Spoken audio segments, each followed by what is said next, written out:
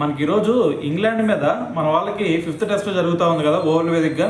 అయితే ఈ మ్యాచ్లో ఒక ఇన్సిడెంట్ జరిగిందనమాట. అదేంటంటే మనకి ఎంపైర్గా వచ్చేసరికి కుమార్ ధర్మసేన ఎంపైర్గా చేస్తున్నాడు. అయితే మనకి బౌలింగ్ వచ్చేసరికి జోష్ టంగ్ అయితే బౌలింగ్ చేస్తున్నాడు ఒక పక్క నుంచి. మరి ఇటువైపు బ్యాటింగ్ వచ్చేసరికి సాయి సుదర్శన్ బ్యాటింగ్ ఆడుతున్నాడు అనమాట. ఎంతవరకు బాగానే ఉంది. అయితే ఒక బాల్ ఏమైందంటే జోష్ టంగ్ వేసిన బాల్ ఇటు సాయి సుదర్శన్కి ప్యాడ్లకి తగిలింది అనమాట. అది ఇన్సైడ్ ఎడ్జ్ తగిలి. అయితే ఇటువైపు బౌలర్స్ కానీ లేదంటే వాళ్ళ ఫీల్డర్స్ కానీ ఎవరు కూడా పసిగట్టలేదు.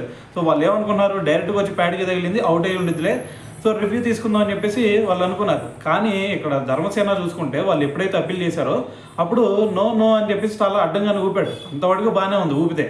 కానీ ఇక్కడ ఇంగ్లాండ్ వాళ్ళు రివ్యూ ఎక్కడ తీసుకుంటారేమో అనుకున్నాడేమో. సో మరి ఇన్సైడ్ ఎడ్జ్ తగిలిందని చెప్పేసి అతను చేతితో సైగ చేశాడనమాట. సో దీన్ని అందరూ కూడా విమర్శిస్తూ ఉన్నారు. ఎందుకంటే మరి వాళ్ళు రివ్యూ తీసుకున్నట్టయితే వాళ్ళు రివ్యూ లాస్ అయ్యేవాళ్ళు. సో వాళ్ళు రివ్యూ లాస్ అవ్వకుండా కుమార్ ధర్మసేననే వాళ్ళకి హెల్ప్ చేశాడని చెప్పేసి చాలామంది కూడా దీని గురించి ఫైర్ అవుతూ ఉన్నారనమాట. సో ఏదైనా సరే మరి దీని గురించి మీరేమనుకుంటున్నారనేది కూడా తెలియాలి కదా. సో కింద కామెంట్ చేసేయండి.